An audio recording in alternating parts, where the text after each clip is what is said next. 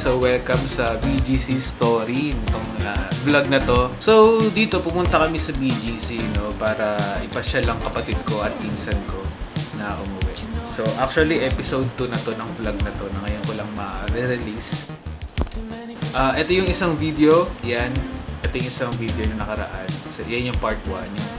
So dito nag-BGC kami kasi gusto daw makita ng kapatid ko sa kanang pinsan ko ang ganda ng city, no? Gusto nila sa sa pinakagitna ng ka-buildingan ng Quezon City, no? Metro Manila. So, sabi nila, try natin sa BGC. Syempre English, no? I wanna go to the BGC. So, ayun, ako yung naataasan ng tiya ko, nakasama nilang umuwi dito sa Pilipinas. Na samahan ko daw sila. Sabi ko, sige, okay lang, ganyan. So, ayun, sinamahan ko sila. Ako yung nag-drive. No? Medyo naligaw-ligaw pa nga kami doon kasi first time ko mag-drive doon sa BGC. Pero bago ang lahat, no, meron ako ipapakita sa inyo. Alam niyo ba yung salitang intro? Ito yun, no? Di laging espesyal ang araw-araw, pero sa mata ng alaala, lahat ng sandali ay mahalaga. Kaya ginagawa ko ito para itala ang bawat simpleng ngiti, bawat tahimik na sandali, at bawat kwentong bumubuo sa buhay ko.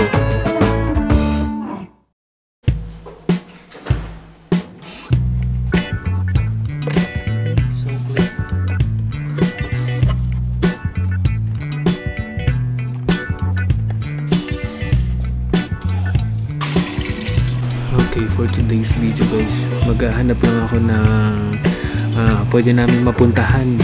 So habang ginagawa ko yun, nagugutom na ako. So parang medyo, Dito lang. So dito lang kami sa BGC. So wala akong masyadong alam dito sa BGC. Pero kailangan ko nang kumain para makapag-isip ako ng matino kasi nasa isip ko adobo eh. So pagkatapos ko naman mag-isip-isip ng mga ganon, hindi na kinaya ng gutom ko. Inaya ko na sila mag-McDo sa baba. Not that often.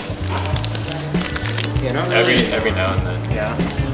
I like Wendy's a lot back home. I haven't tried it here. Tapos, pumunta kami sa time zone. So, medyo gumastos si Kuya Arky, no? Kasi syempre, minsan lang naman sila umuwi dito sa, as in almost 20 years na hindi ko nakausap yung kapatid ko. No? Malalaki na sila, may mga trabaho na. Pero, ayun, parang nasa isip ko na lang din na kahit gumastos ako ng ganun, bawi ko na lang din yon sa pagiging kuya ko kasi hindi ko sila na-spoil nung bata pa sila So, hindi ko masyado nakakausap. Hindi ko nakakasama kasi nga nasa US sila.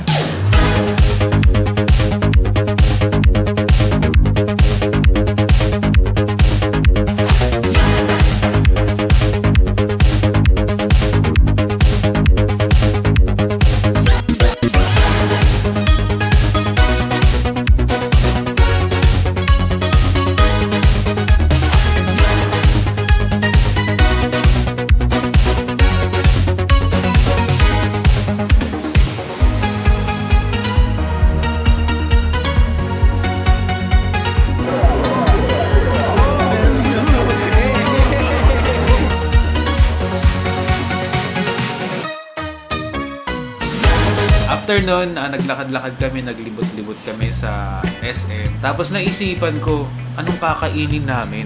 Anong kakainin namin sa mga susunod na araw? Kinabukasan, alis ba kami? So naisip ko, mapapamahal kami kung ganun eh. Naisip ko, mag-grocery na lang. So nag-grocery kami ng mga kailangan namin, mga pagkain, mga Filipino na pagkain, syempre, para, diba? Nandito sila sa Pilipinas, kailangan nilang kumain ng mga Filipino food. Tinulungan nila magbuhat, ganyan, sumuwi na kami. Naglakad lang kami, buhat namin yung maraming grocery, medyo masakit siya sa kamay, no? Nung pagdating namin doon, nag-ready na kami, tapos magdi-dinner na kami, kaya inataasan ko yung kapatid ko na magluto, kasi nagluluto naman siya ata sa kanila, sa US. So, namanan niya sa nanay namin. So, ayun, pagkatapos nun, habang nagluluto siya, bumaba ako. Tapos, so guys, wala silang cook rice. Ay, meron silang cook rice. Wala sa 7-Eleven, dalawa lang. So, dito na lang ako sa McDo bumili. Ang mahal. 105 pesos.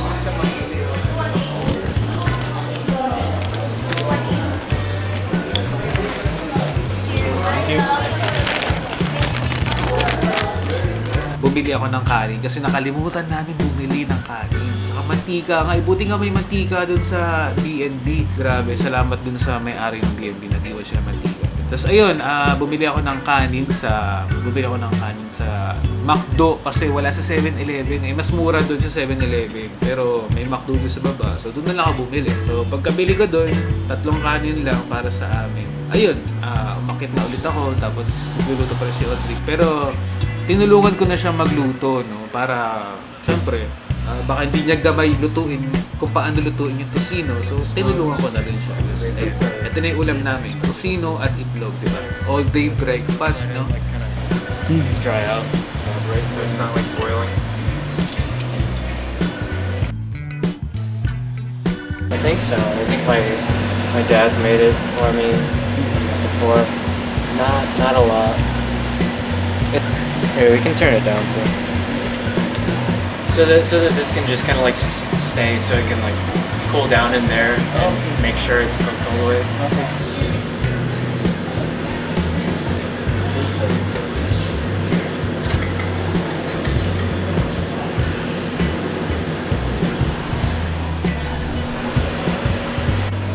Okay na?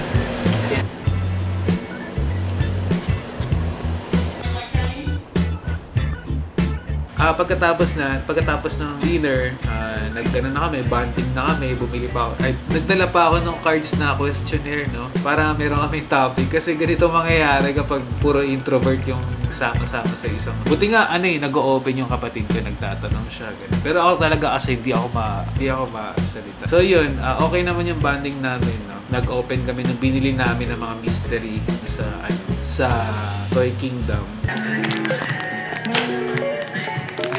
Is this one random too? The flamingo.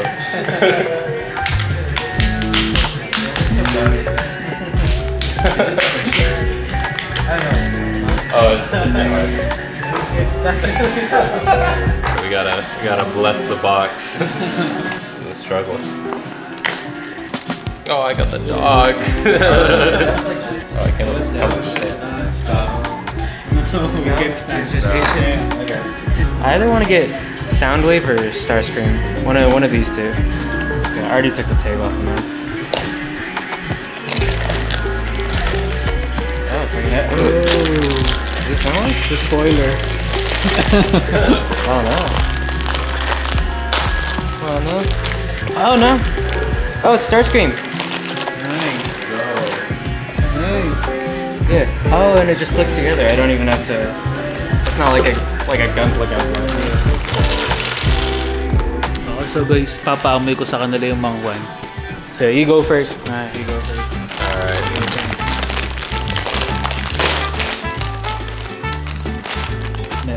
It's vinegar. Alright, let's see.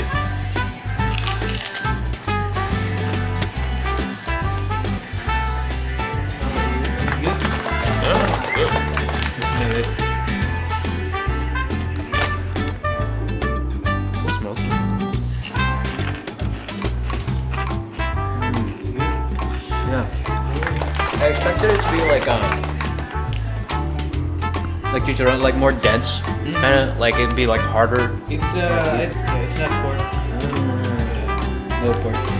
Oh, it kind of does taste like. Oh, it tastes like the ones that are supposed to be like peas, like the harvest peas.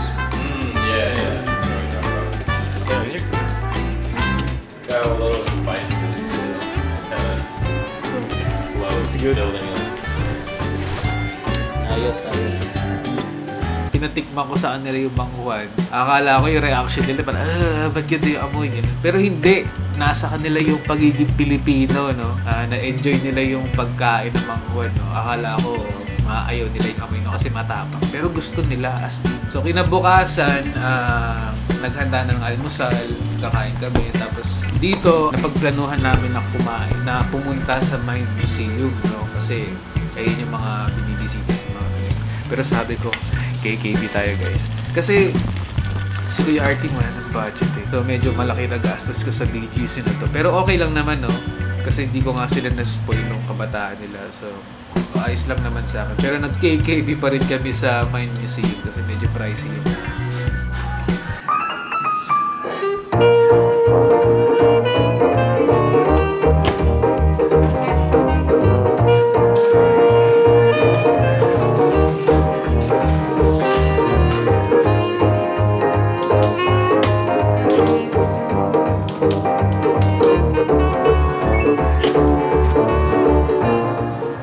habang naglalakad kami dito sa BGC, pawisin ng Kuya Artie nyo. Kapag ito nabasa ng pawis, as in magbubuo-buo yan. Magbubuo-buo ng parang naligo, ganun. So, naghanap ako ng cup. So, ang nabili kong cup ay ito.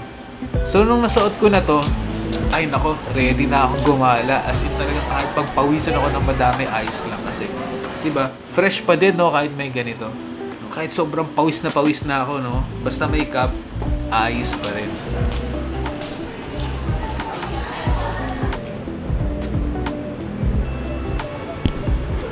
So guys, nandito kami ngayon sa Last of Us na napakalupit.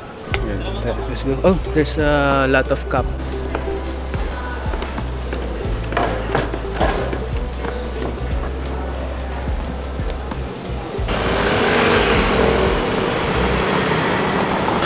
Yan, kaantay lang kami dito. So ito na yung time, ito na yung araw para magpagod kami sa buong gala namin sa BGC. Pre, ito yung second day, nakapagpahinga na. Ito dito na ibubuhos lahat ng pagod. Just, yun, pumunta kami ng Mind Museum. Itutuloy ko na lang sa susunod na video ang Mind Museum na vlog namin. So, yun, abangan nyo next. See you next video. Sana na-enjoy mo ang storytelling ko. So, ayun lang. Oh.